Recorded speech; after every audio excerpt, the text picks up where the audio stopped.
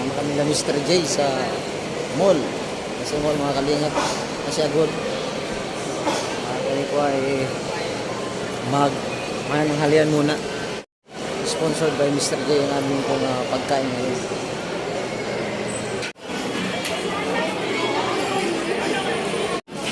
Yan, maraming salamat Mr. J sa pananghalian ngayong araw.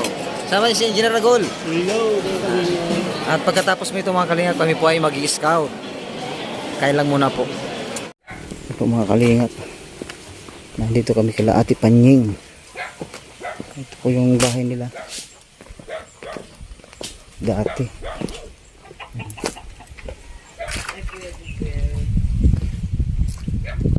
Yan. Oh, lumipat na pala kayo. Lumipat na at yung bahay namin magigiba na. Magigiba na. Oo. Ano pong nangyari at magigiba na? Wala na bagang kwan ay aligi ang mga puno. Ay siya po. Ay di ka unting gandang hapon sa iyo, Gilbert. Magandang hapon po. Nanay Saling. Oh. Kumusta po sa bagong bahay? Ay ayos naman sana ay kaya lang ay wala nang pagkakitaan. Bakit po? Malabo nang maigi ang mata ko. Malabong maiginang pong mata mo? Oo.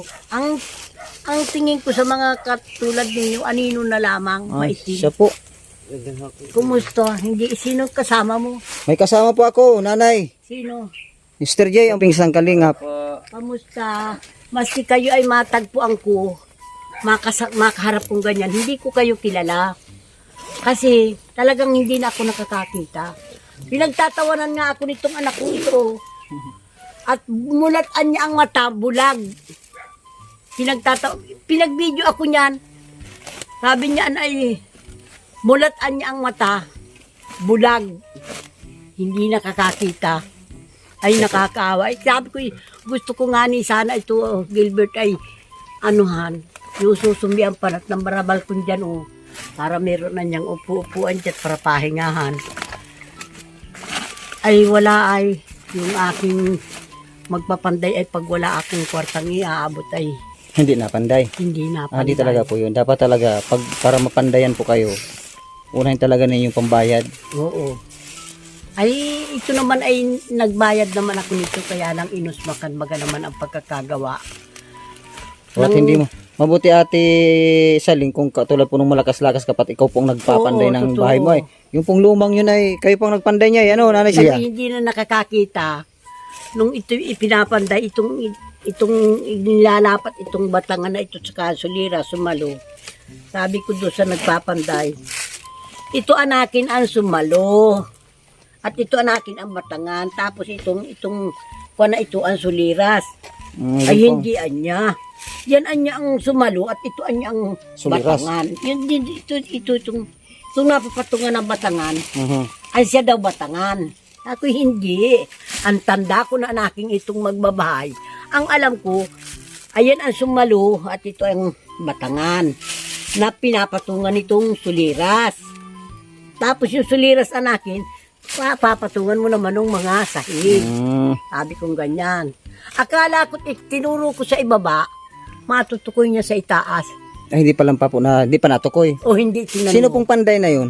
Si, At ano? ipunta natin, patawag natin sa kapitan. Tali.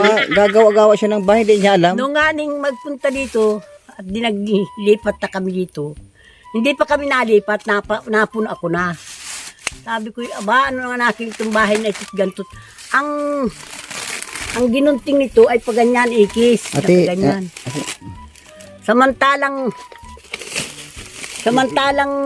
ang gawa ko ay gayan tukmuan at mayroong haligid. Haligid yan na pinapatungan. Ay, paano po ang ginawa ng panday? Paano? Ginanyan ay talagang, Oh, nasaan po yan? Pupunta natin. Nasaan yan? Pasalasala yung panday nila. pagkatapos itong kahabaan, kaya nung dumating dito, sabi ko, Tami, ano anakin itong kahabaan mong ito't ganito? Akala ko anakin, sabi ko sa iyo, itong kabila, ito ang sumalo at ito ang batangan. Sa itaas ay baba. Ay, ano pong nangyari? Ay na, ito mag-auna ka, ibaba baga dito. Oh. Ay, bayan mo, pagigiba natin yan. Pabago natin. Gigibay natin, Nanay Celia. Pagawa natin ng bago. Sabi ko, Ay, Nanay Saling. Sabi ko, hindi yan akin. Ay, siya na rin yan ate. Yung mga kapatid mo. Yung mga kapatid ko naman, hindi naman po sa akin nag-iintindi. Sabi ko nga kay mama, akalungkot na ang buhay namin dito. Para na kaming basang sisiw. Hindi kami makahingi sa kapitbahay at wala rin naman. Akaawa naman nga ni si mama. Minsan nga nakapagsabi na ako ay naiinit na sa buhay ko. Sabi huwag ka mga magsalita niyan. At nawawalan na rin ako ng lakas. Ayaw ko pang mawala ng magulang, nag-iisa kayo. Kaya pag napunta ako dun sa tiyahin ko, nahingi ako ng pambiling gamot. Nibigyan ako ng minsan, 200, 300. Ano naman ang kaya nang ibigay sa akin. May ba ay maibili ng gamot si Nanay Saling? Opo. Ang kaawa naman nga yan. At di ko nga nabilhan nga ng gamot. Wala. May patay po nga kami. Nanay Saling, magaganda yung saging ni Ate Paning, oh. Ano yung Ate Paning, pang paninda? Oo. Tinda. Saan galing yung saging mo? Dito yan. Kay Edison. Edison. Oo, O, inangkat yan ang- yan dyan kay Edison. Binili mo kay Edison, tapos Inangkat. bibinta mo naman. Oo. Ayun, sipag ni Ate Paning talaga. Yung mga niya kay Haning, ang siyang makukuha niya. So yun po ang yun ang Ay, kaya ako'y nagtatawa kay Edison. pinagkakaabalahan, negosyo naman ni Ate Paning, Ay, Ate siya. Panying. Kaya nga gusto ay malagyan ng sidecar yan, oh. Ano po ito? Ito yung ito mga kalinga pala yung yung sinasabi ni Ate Paning na gusto talaga niya magkaroon ito ng sidecar. Para po naman pag nagtitinda siya ng kanyang mga paninda, kasi po yung paninda ni Ate Paning, medyo may mga kabigatan po mga kalingap, katulad po nga nito, saging. Tapos, Yung, pag nakakakuha po siya dyan ng kamuting kahoy, na nakikipag, po siya dyan, ang tawag nun? Angkat. Inaangkat niya yung kanggos dyan, yung kamuting kahoy. Dito rin po yung mga kalingap inilalagay. Ay, ang kaso nga po, mabigat. Tapos, pag ganito pong bike lang, walang sidecar, konti lang po yung nailalaman niya. Bis na madagdagan, ay hindi po, yun lang kasya dito. Kaya nangihinayang po siya, gusto niya, mayroon po siyang sidecar. So, yan po mga kalingap ang gusto ni Ate Paning. Ano po Ate Paning? Na magkaroon ka lang po ng sidecar dyan sa Kahit po lang maliit lang po ang buka. yung upo lang ng isang tao, may malagyan lang ng lagyan lang ng mga sidecar. timba. Hayaan mo po Ate Paning. Yan pong yung kahilingan mo, malay po ninyo matupad yan. Kasi kasama ko si Mr. J. Mr. J! Oh, na ito si Mr. J. Mr. J, ito ang kahilingan ni Ate Paning. Ano po? Yan. Oh, sabi niya, gusto niya magka-sidecar itong barabike niya ito para yung paninda niya, mailagay naman dun sa yung paninda niya, katulad itong saging, malagay naman niya sa sidecar. Yung baga pong kwan ay binabawal na ang silupin. Ay tago lang ang kanyang mga paninda. Saling. Silupin. So Mr. J, ano sa tingin mo? Hindi, kung talaga namang kasi sa ngayon wala pa naman tayo, di ba? Oo. So, kakabalik ko lang din. Pero kung may gusto mang tumulong, talagang deserving din po kasi naghahanap po ng paraan sila ate na para hanap buhay. Oo, nag-aangkat sila, ibibenta din nila. So, talagang need din po nila ng talagang kagamitan, kagaya ng sidecar na para may lagayan baga. So, sa mga may dyan, yung parang butihing puso, no? Ayan, pwede natin itong matulungan, no? Kahit kumbaga maipon-ipon, so pag Makaipon. pag makaipon na, talagang natin yan. Kunti lang naman sir ang kwan dyan. Po, sige po nanay. Ano po nanay? Yung sabi nung kwan ay meron lang 4,000 pwede nang kabitan yan. 4,000 po. Oo, Sino po nagsabi nun? yung siyap, yung may siyap. Sige po. Ang Meron kanyang yung sabi, kung gusto mo niya may upuan ng kwan at yung nanay mo ay bahagya ng makakwan dyan sa daanan, ay di lalagyan niya natin ng lagayan ng upuan ng pag malabas mo dyan sa labasan, ay di may upuan si nanay mo. Sige. Yan. Tama nga naman po. At saka yung bawal ang silupin, ay di sa timba na lahat ilalagay ang mga gulayin. Dito po kasi sa bayan ng Labo, bawal na pong plastic. Oo. Ayun po. Kaya yung halimbawa may ginayat kang langka, may ginayat kang labong, ay nasa timba na nakalagay dapat. Di tapos, takal-takal na lang, meron ka ng takalan. Kasi nga po, bawal ang plastic na Oo. lagayan. Oo. Hindi naman pwedeng lagayan yung mga plastic, yung mga papel na ano, Siya. kasi Ay, mababasa, mabubutas oo, din. Oo. Ay sabi nga ni Mayor ay kukuha daw ng permit si Haning. Saan daw po? Diyan sa kanyang bike.